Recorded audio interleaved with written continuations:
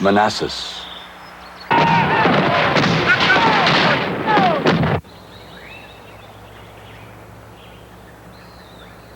Antietam,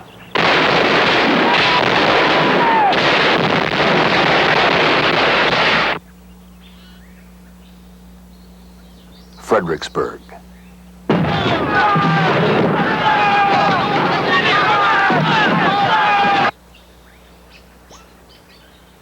Gettysburg,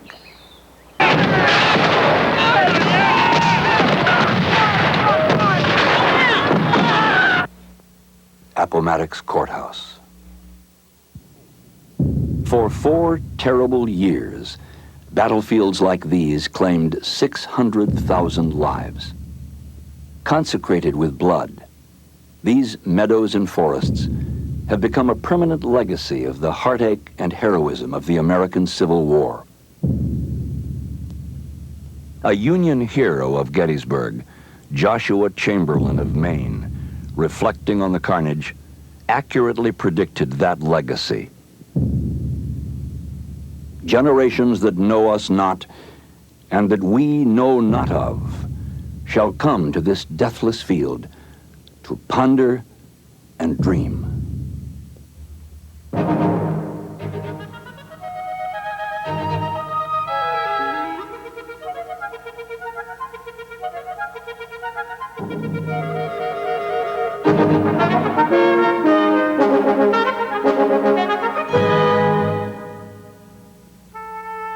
The triumphs and tragedies of the American Civil War battlefields did not go unrecorded.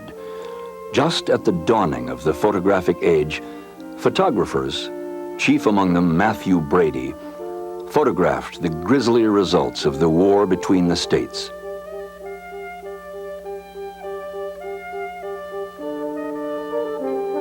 Artists of the day were likewise moved to capture the battles and the men who fought them.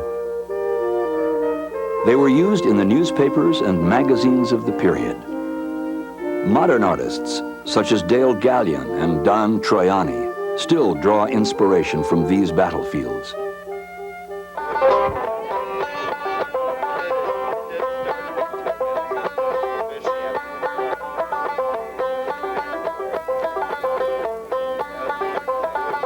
But the battle scenes depicted in this program are troop engagements between men from a broad range of jobs and professions who are reliving history.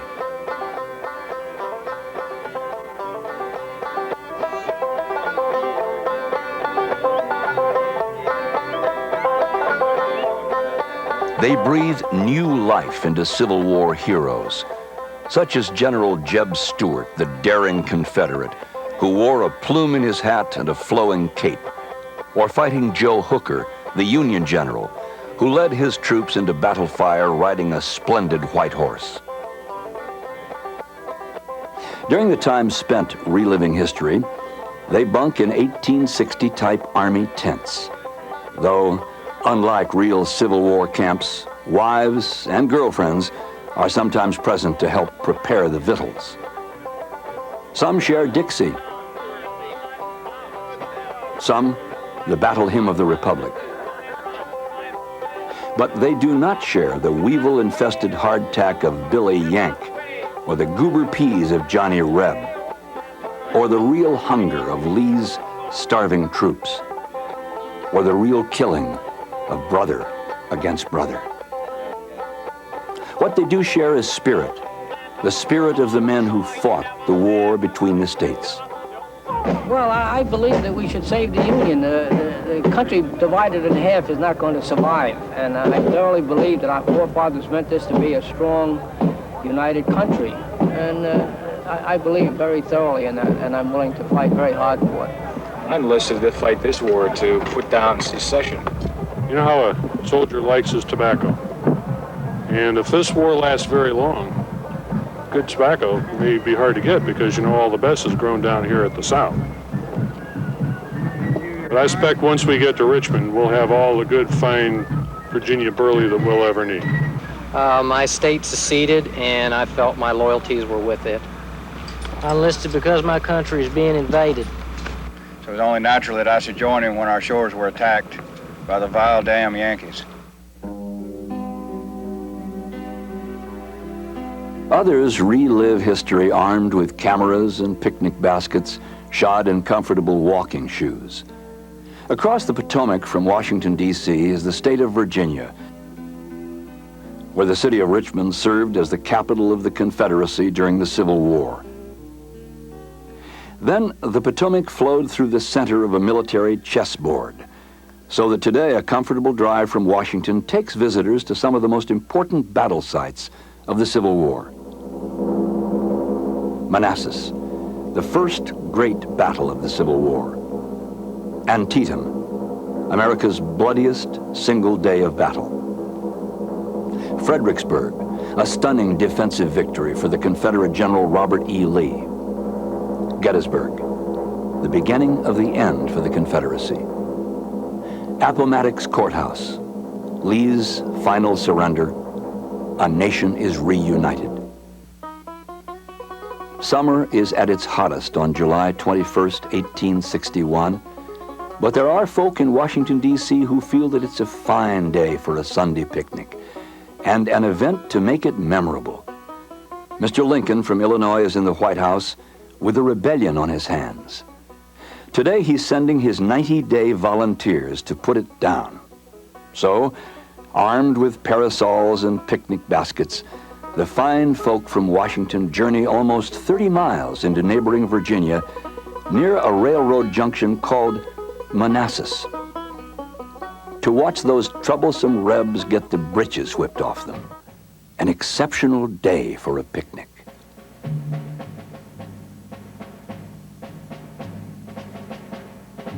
General Irvin McDowell is in command of the operation.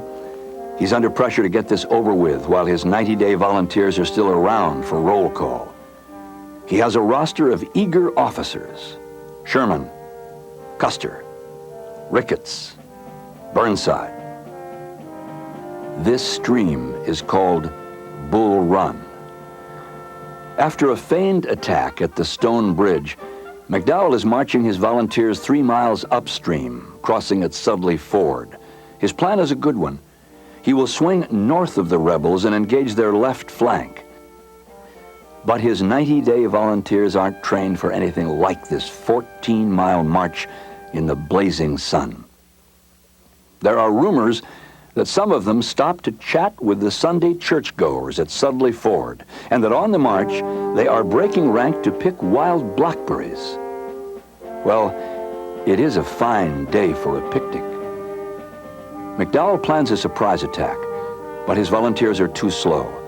The outnumbered Confederates see it coming and shift their defenses to Matthew Hill, where the first major battle of the Civil War begins.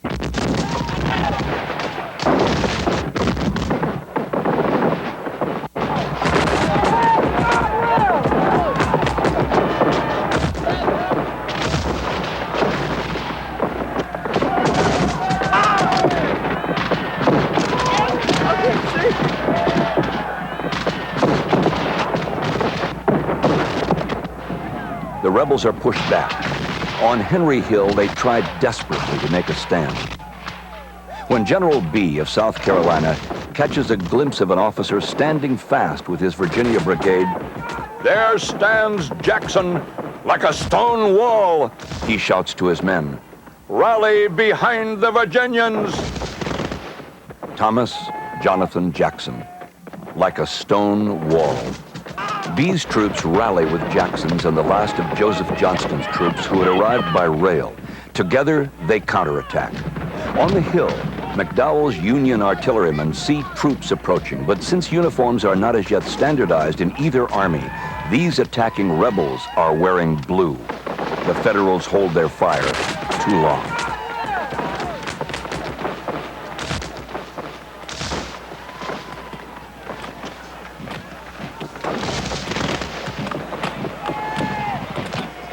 McDowell gives a command for disciplined retreat.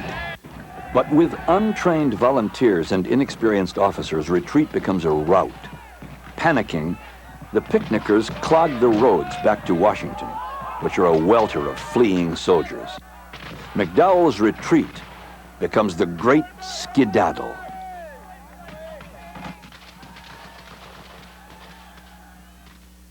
"48 600 casualties.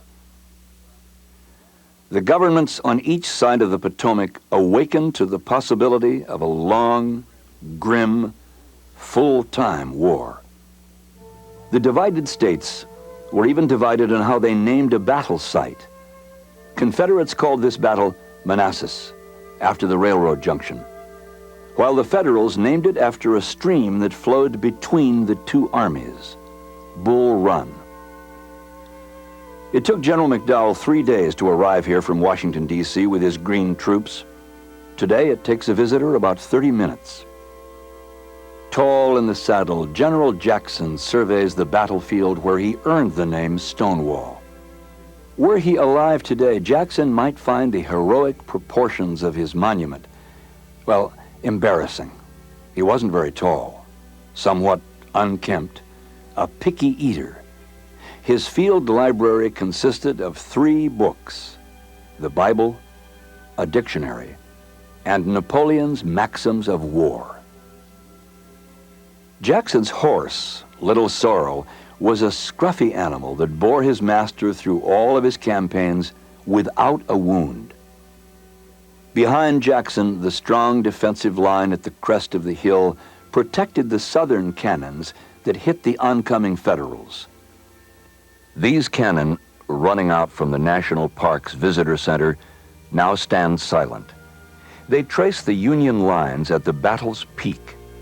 This White House stands next to the gravesite of Judith Henry, an 84-year-old widow who was killed by a cannon shell that hit her house.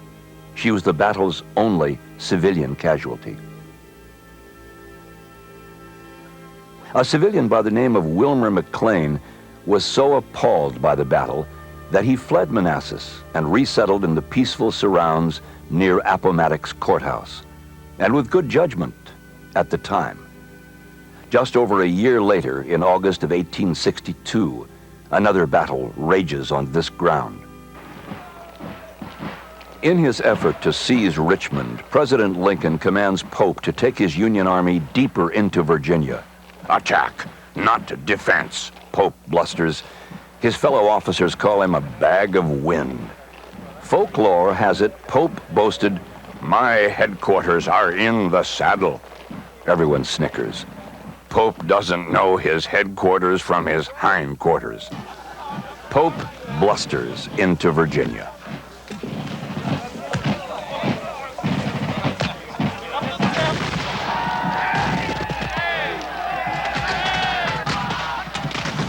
At Manassas Junction, Stonewall captures Pope's horde of supplies and puts them to the torch, after his hungry men get a taste of such delicacies as pickled oysters and canned lobster. Stonewall deploys his men near Sudley Church, where an unfinished railroad cut provides an ideal defensive position. Boastfully, Pope means to bag the whole crowd. Federal troops advance in a 2-mile line across the field. The Union is gaining. By the end of the second day's fighting, some Confederates run out of ammunition. They throw rocks. But the tide shifts when Confederate General James Longstreet, his men call him Old Pete, deploys his divisions.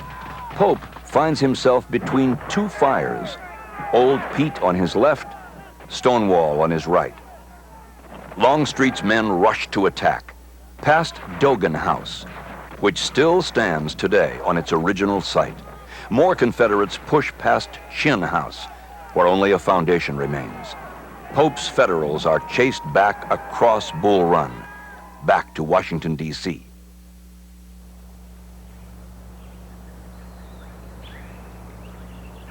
Sudley Church, still a house of worship for a Southern congregation.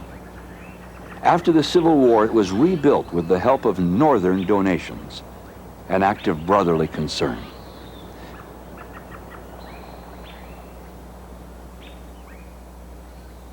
The walls of this old house, stone house, held up in the path of cannon fire. Through both of the year-apart battles, it served as a field hospital for the dead, dying, and wounded. There are few monuments in this battlefield. Of 490 men of the 5th New York Zouaves, 123 died here, the greatest loss of life suffered by a Federal infantry regiment in any Civil War battle. The South exulted in a second victory at Manassas, and Union General Pope, he had blustered, "Success and glory are in the advance. Disaster and shame lurk in the rear." 3 days after Second Manassas, Pope was relieved of command.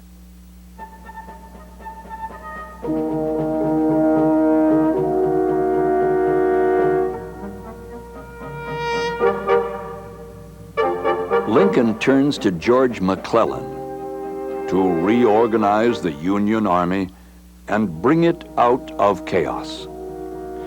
McClellan is a prudent and well-organized general who puts caution above all other considerations.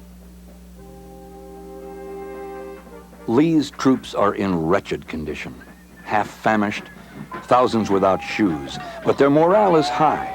Lee needs a victory on northern soil.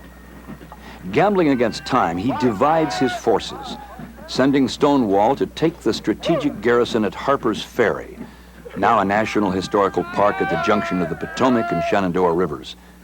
Lee crosses the Potomac and invades Maryland. Marching to halt Lee, McClellan's army is stronger in men and equipment. Its weakness is McClellan.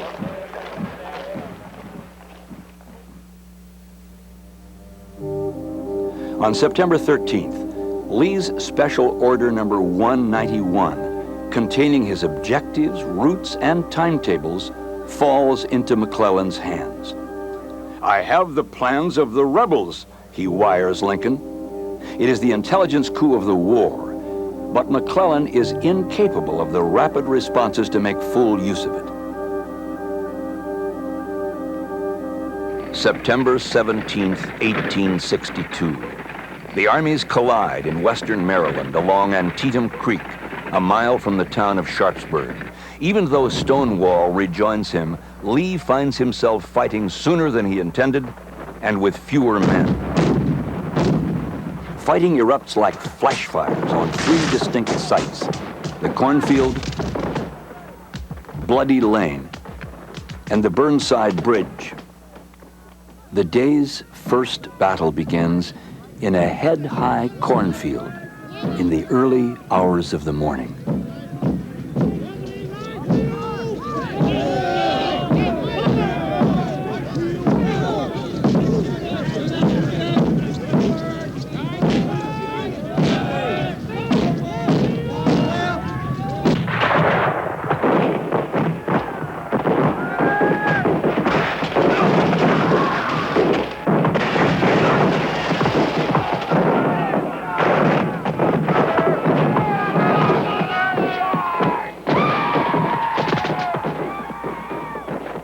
Again and again, the field is lost and recovered.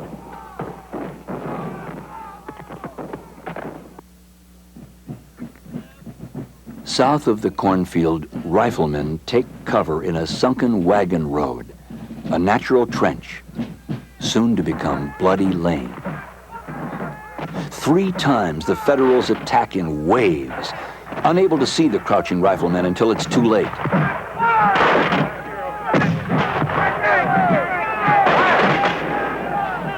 They fall as grain before a reaper until they succeed in flanking the sunken.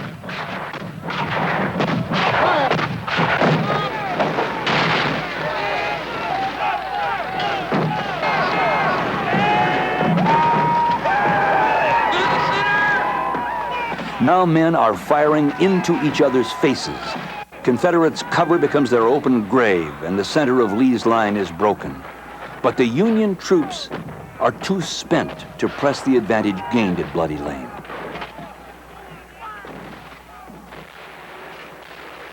It is Union General Burnside's mission to advance his troops across Antietam Creek.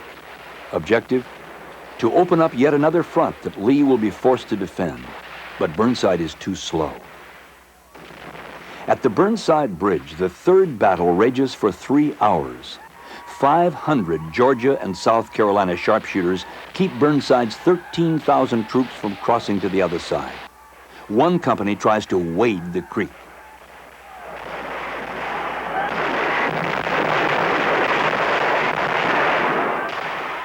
By 1 p.m., Pennsylvania and New York troops succeed in taking the bridge.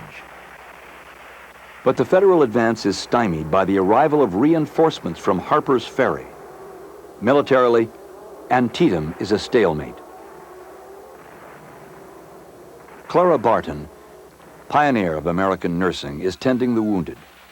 Total casualties for the 14 hours of daylight, more than 23,000 killed, wounded, or missing.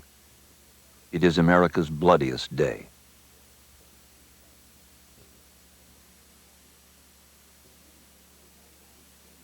The names of more than 1,800 men buried at the small cemetery at the edge of Antietam battlefield are unknown. Presiding over the shaded lawn is a monument to the true hero of Antietam, the private soldier. The locals call him Old Simon. On the Antietam National Battle Site today, one can drive or stroll over ground that soaked up more American blood in one day than any other in these reunited states. A picket line of monuments stands where the Yankees and the Confederates fell like sheaves to the scythe. By noon, the cornfield had changed hands 13 times, a deadly seesaw.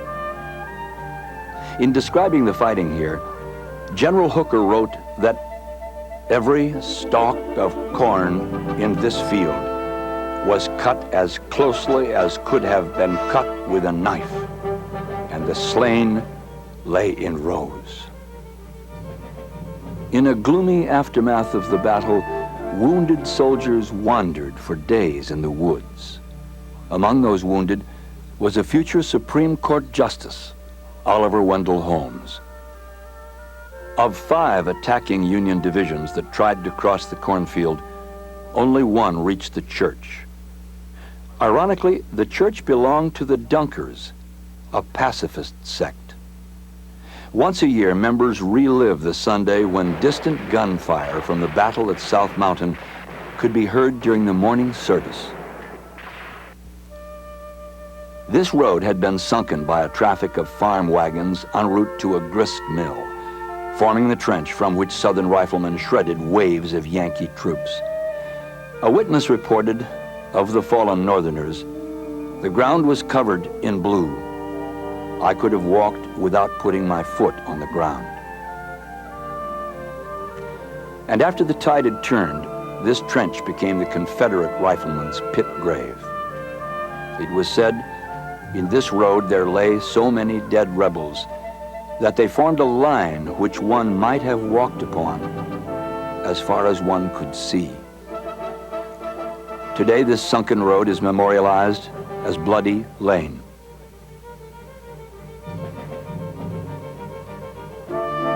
Standing here at Antietam Creek, one can see how only 500 sharpshooters kept the piecemeal attack of the almost 13,000 Federal troops from crossing this stone bridge.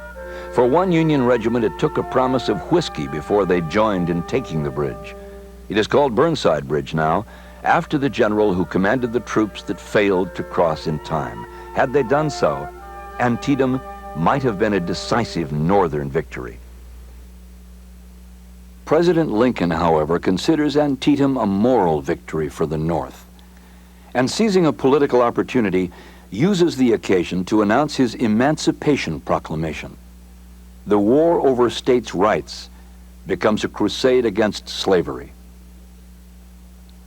President Lincoln, a consummate politician, was also a man of heart and felt deeply for the common soldier, North and South. One could hear this war's heartbeat in a flurry of songs. More songs turned out than for any other American war. Songs heating the blood and cooling the homesickness. songs easing the tedium of training camp routine.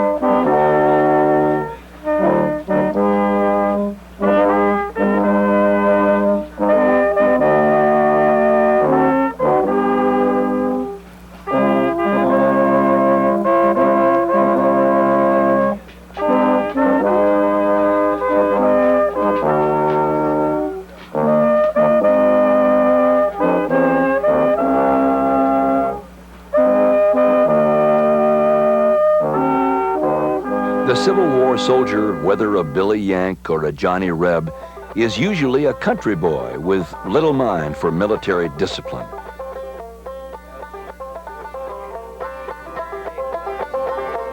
His infantry weapon is an Enfield or Springfield muzzle loader with a rifled bore, usually of .58 caliber. Effective range, 250 yards.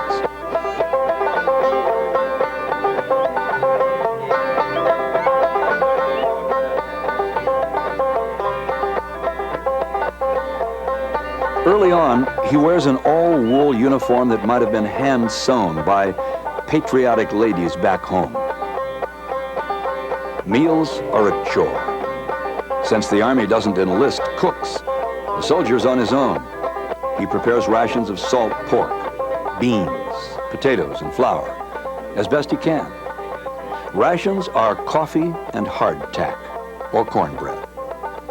Most of the time he sleeps in a tent, combs his hair with a tortoise-shell comb, and mends his socks from a kit he calls a housewife.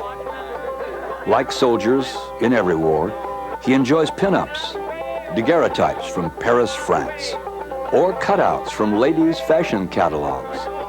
He is known to gamble, poker or dice. If he enjoys reading, he'll devour the camp newspaper or a penny novel. But at a rumor of marching orders, for some, it's the Bible that he reads.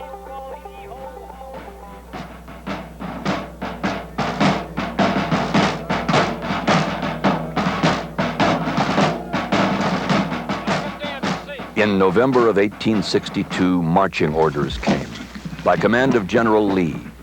Lee is fighting a defensive war on home ground, which is what his outnumbered Army of Northern Virginia does superbly. One of his men, faceless among those thousands with marching orders, is a 19-year-old who has earned his sergeant's stripes. His name is Richard Kirkland from South Carolina. It's a name that bears remembering. The Federals have their marching orders too, by command of newly promoted General Ambrose Burnside. His is another name we remember. It is Burnside's haircut that gave sideburns their name. He is a general who is filled with self-doubt. Has he the ability to command so large a military force? Had he been too slow in crossing the creek at Antietam? No one is more amazed at Burnside's promotion than Burnside himself.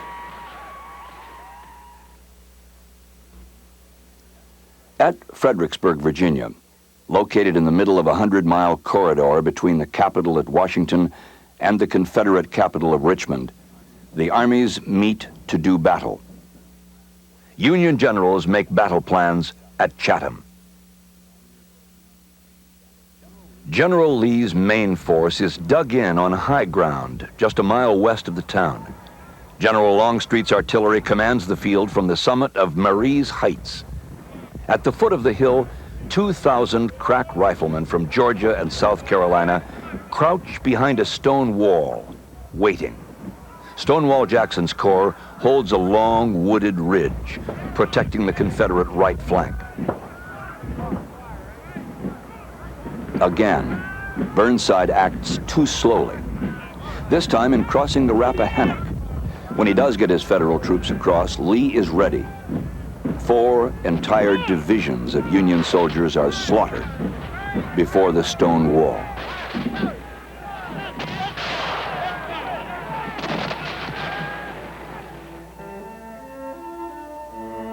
Fredericksburg, Virginia is an easy drive from Washington, D.C. It's a pleasant place to visit. At first glance, one doesn't suspect that during the Civil War, this old colonial town withstood bombardments by both armies and looting. The fierce battles of Fredericksburg, Chancellorsville, the Wilderness, and Spotsylvania, all of them were fought within a 17-mile radius of this city. These battlefields are preserved in the Fredericksburg and Spotsylvania National Battlefield.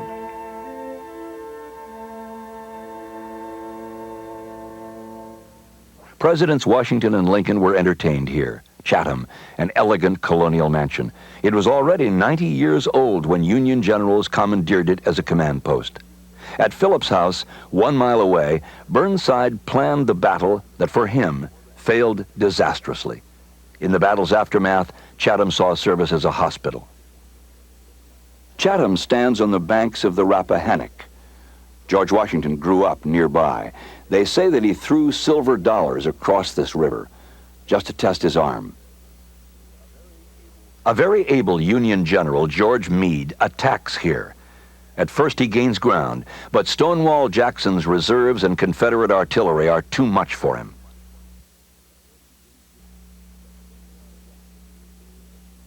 Searching these woods, one can find rifle pits dug by Jackson's men, still grooved in the earth. Rows of family homes have been built to the verges of the restored stone wall where those Confederate riflemen opened up to the bloody slaughter of the Federal troops. After the battle, throngs of Union wounded writhed at the base of the wall, groaning, bleeding, thirsting.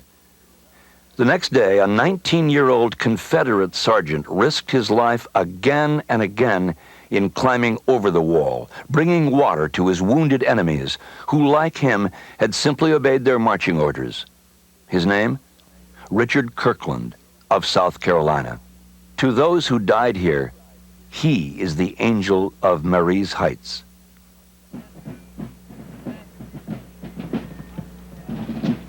Burnside is replaced by Fighting Joe Hooker. In May of 1863, Hooker encircles Lee with Federal forces and plans to strike from the rear. The two armies confront each other 10 miles west of Fredericksburg at a country crossroads called Chancellorsville. Boldly, General Lee divides his army, sending Jackson's 30,000 men on this narrow country lane across the entire Union front.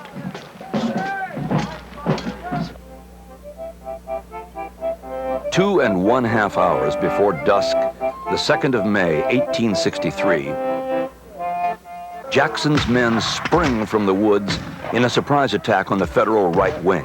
Hooker's men, taken off guard, fall back in frantic retreat.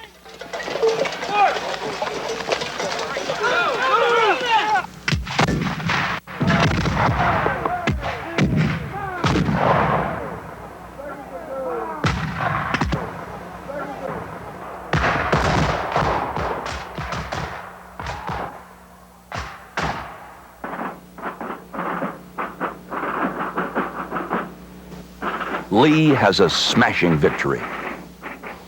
Today at Hazel Grove, the cannon that fired toward the Chancellorsville clearing are mute.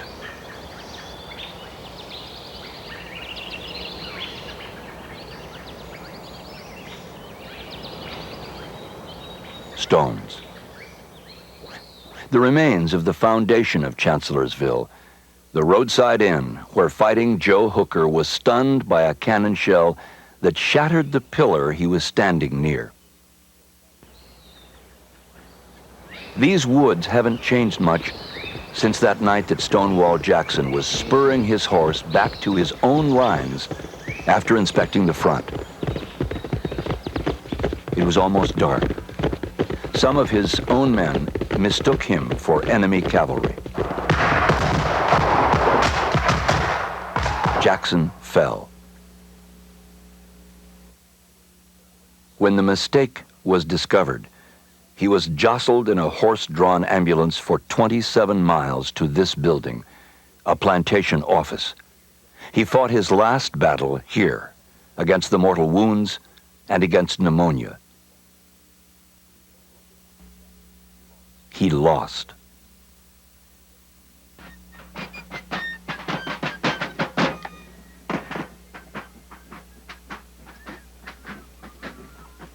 And the South's commander, General Lee, had lost that gallant soldier he called his own right arm. Without him, at a time when he plans to repeat his 1862 invasion of the North. Lee's reasons are sound. Chancellorsville was a smashing victory. A successful invasion now will encourage the peace party of the North to press for peace terms, and might earn for the Confederate States diplomatic recognition by Queen Victoria and Louis Napoleon. His plan is to capture Harrisburg, the Pennsylvania capital, and from there, strike to Philadelphia or to Baltimore. Foreseeing the threat, the governor of Pennsylvania clamors for 50,000 volunteers for the state militia. Heading a hungry army, Lee invades. General George Gordon Meade, newly appointed commander of the Union Army of the Potomac, moves in for the defense. The Confederates succeed in cutting the telegraph lines between Washington, D.C. and its army. For General Meade, rumors supplant Army intelligence. But Lee himself is blindfolded by lack of information on the concentration of Northern forces. His peerless cavalry leader, Jeb Stuart, has gone off on a fruitless ride for glory around the entire Union Army. On a torrid July 1st, 1863, as if by accident, Union and Confederate forces collide in the area of a crossroads town where neither Lee nor Meade planned to fight. Gettysburg.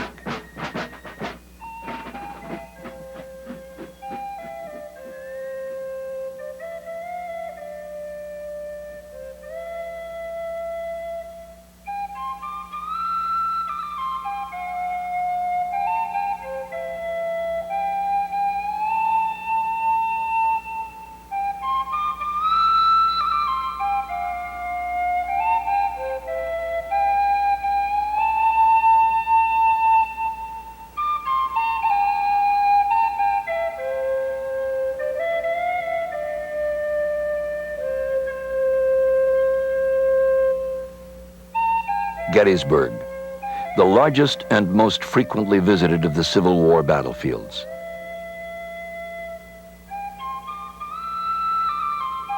Four months after the battle, President Lincoln, at the dedication of the Soldiers' National Cemetery, said,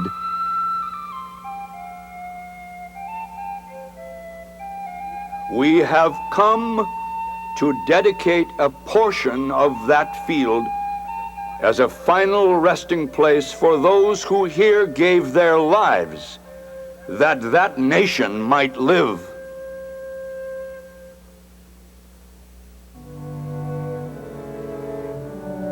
Now it is occupied by a standing army in metal and stone.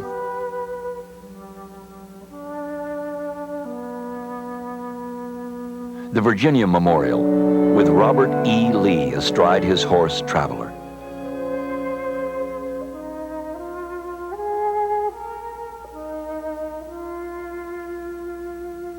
A monument memorializing the name of every Pennsylvanian defending the soil of his home state.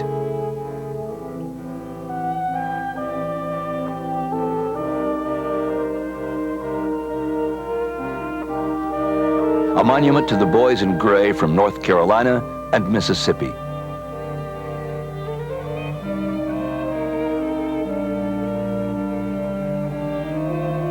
This is John Burns, a 72-year-old Gettysburg cobbler who was not about to stand by while his hometown was being invaded. He shouldered his musket and fought beside the boys in blue. He was wounded 3 times and lived 9 more years to tell about it. This monument was dedicated by President Franklin Delano Roosevelt in 1938. It is a monument to peace, the only one on a Civil War battlefield.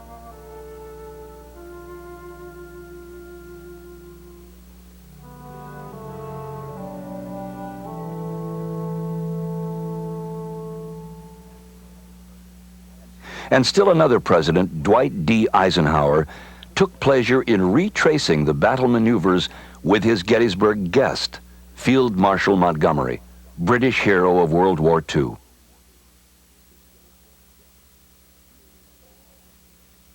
It is all here.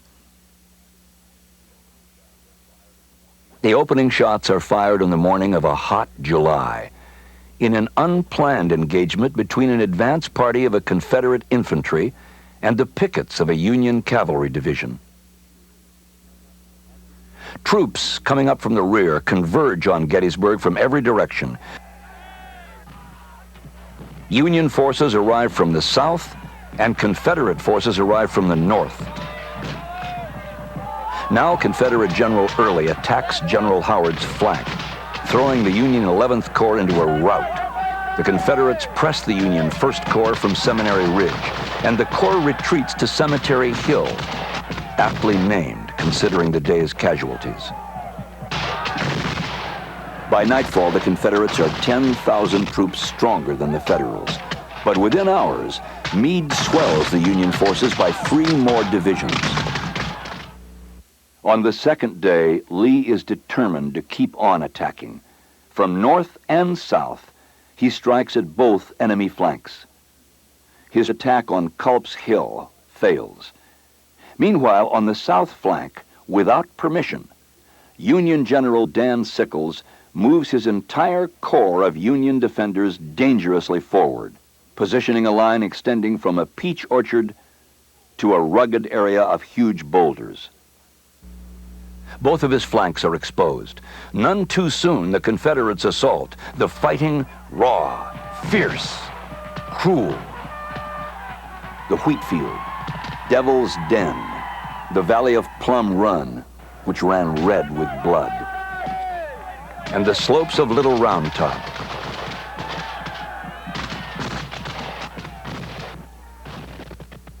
By nightfall of the second day, the Federals are holding intact on Cemetery Ridge, but the Confederates hold the ground in front. Devil's Den, the Wheatfield, the Orchard. The third, destined to be the final day's battle, begins, to use Lee's words, in the early gray of the morning.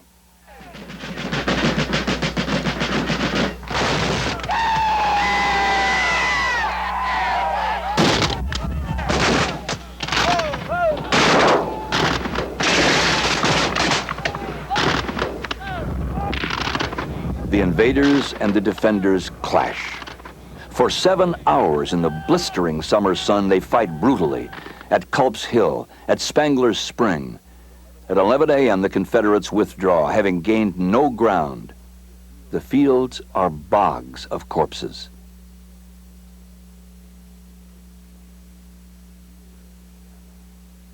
There is a shadowless noonday lull, and a cloying stench of unburied heroes and rotting horseflesh. And then, at precisely 1:07 p.m., along the 2 miles of Confederate lines, over 130 pieces of field artillery open up.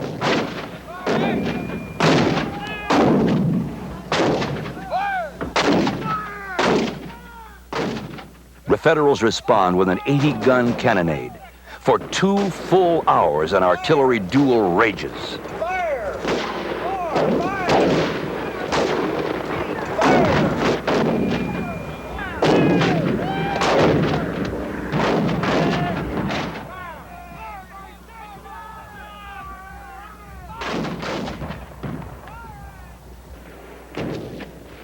Along this broad front on Cemetery Ridge, the target Yankees, hugging the ground, escape annihilation. Lee's cannoneers, blinded by smoke and dust, are aiming too high to wipe out their enemy. Against the advice of his aides, Lee targets the center of the Union line. The attack, he warns, must succeed.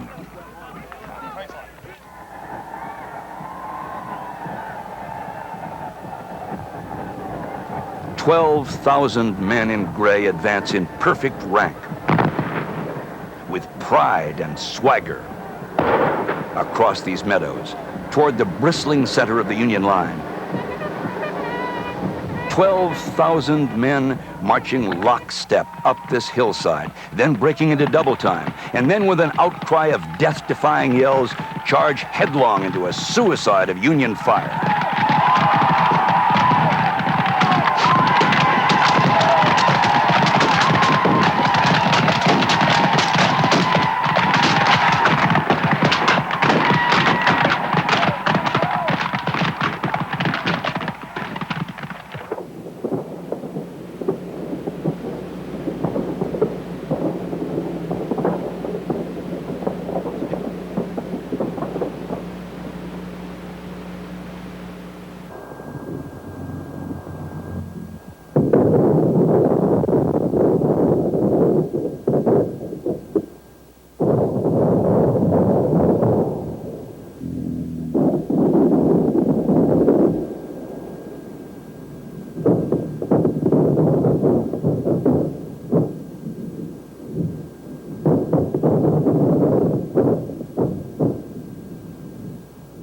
Pickett's charge fails, and the Union holds.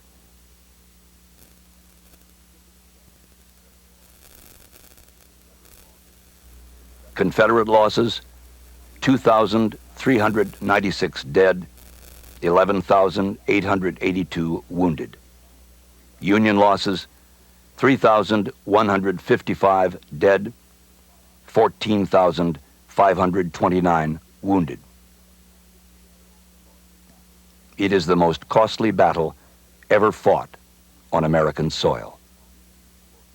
In the multitude of corpses, Union surgeons discover the body of a young woman clad in a Confederate uniform. She had followed her husband into battle and into death.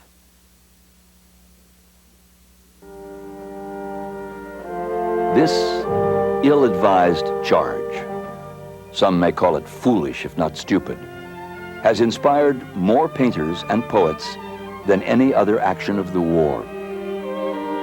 They see in these doomed men of Pickett's charge tragic gallantry, a final gasp of knighthood, where devotion to a cause could overcome all opposing forces, no matter how overwhelming, where courage alone prevails. The Wilderness, just a few miles from the Fredericksburg battlefield.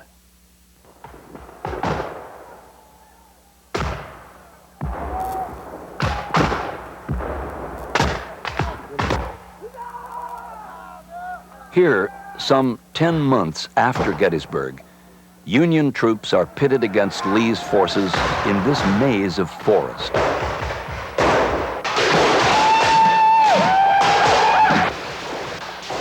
Every cursing soldier becomes his own general. Some men shoot their own comrades by mistake. Though this battle ends in a draw, the Union Army does not pull back as it always had.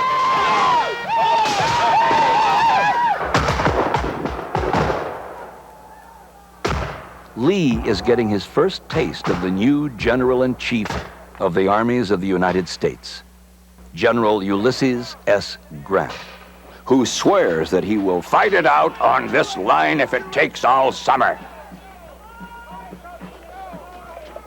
Grant fights a war of attrition, attack on all fronts.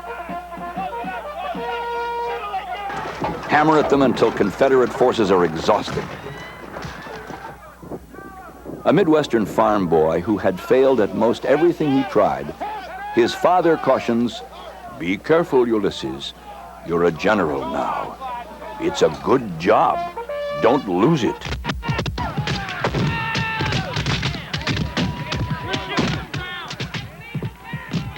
Lee turns to fight again, 8 miles south at Spotsylvania. Bullets fly so thickly that they topple trees. The two armies grapple with each other savagely, hand to hand, from these trenches. They are known as Bloody Angle now. They mark the beginning of trench warfare. But this time, it is Lee who pulls back. And back. Lee is warned by his own staff. That man will fight us every day and every hour until the end of the war. June 2nd, Battle of Cold Harbor. Winter of 64-65, Siege of Petersburg. March 30th to April 1st, Battle of Five Forks. By April of 1865, the Confederacy is beaten.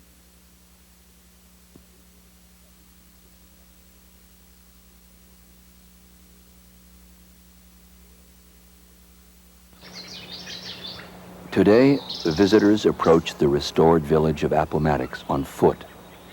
Cars are forbidden. They approach with respect, for it is here in April of 1865 that effectively this war, a grim condition of everyday life for 4 agonizing years, simply ends. Silence pervades. The home of Lorenzo Kelly, the village handyman. The tavern where U.S. officials work through the night, printing the paroles allowing Lee's 28,000 Confederates to return home. General Grant awakens that Palm Sunday morning with a headache.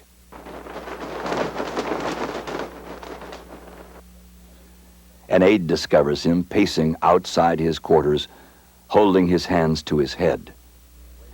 Later, after receiving a final request from General Lee to discuss surrender, Grant confesses that his headache is cured. The ironies of war have come full circle. Near the Appomattox County Courthouse stands the fine brick home of one Wilmer McLean.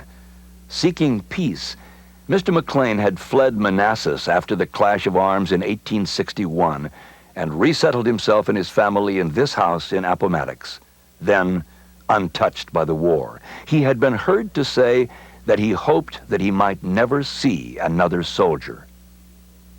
Now the supreme soldier of the South, General Robert E. Lee, is waiting in the parlor of McLean's commandeered house. Lee is tired. He might be dozing when he hears General Grant and his aides climbing the front steps. Grant enters. Lee stands, resplendent in his dress uniform and glittering saber. Grant is in field dress. His boots are muddy. They shake hands. Grant mentions that they had met once before during the Mexican War. Lee remembers the occasion. Later, Grant will recall, "I felt like anything rather than rejoicing at the downfall of a foe who had fought so long and valiantly and had suffered so much." Grant's terms are generous indeed.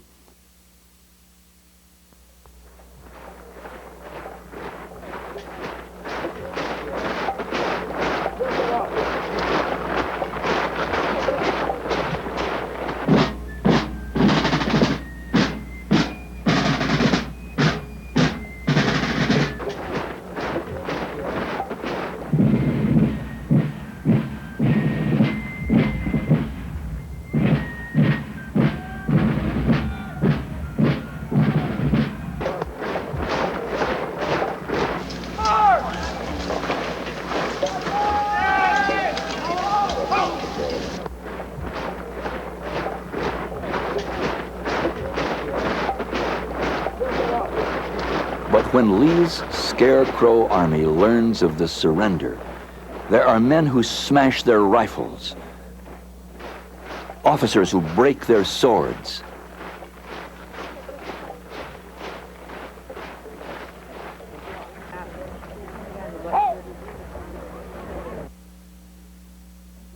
and they weep. The defeated lay down their arms. There's not a jeer from the victors, not one sigh of triumph. Rather, Union soldiers share their rations with starving Southerners until every haversack is empty. Lee's deputy, General Longstreet, asks, "Why do men fight who were born to be brothers?"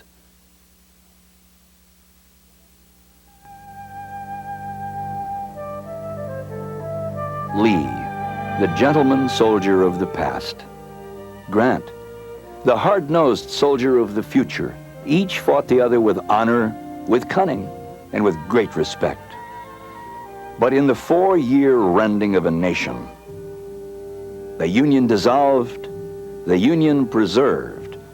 It was this giant who was the bedrock antagonist of Robert E. Lee and his ideals. In the capital of the preserved Union, they face each other still, from the marble stairs of this monument, across the Potomac, to the front steps of Lee's house. Many visitors to the memorial battlefields return to Washington, their point of departure, some with sore feet. For many, underlying the picnicking and souvenir hunting and picture taking, it has been a pilgrimage. And in the afterglow of these visits, after sorting out the sights, one is aware of a sense of healing. Lincoln captured these feelings in one of his last speeches. With malice toward none, with charity toward all.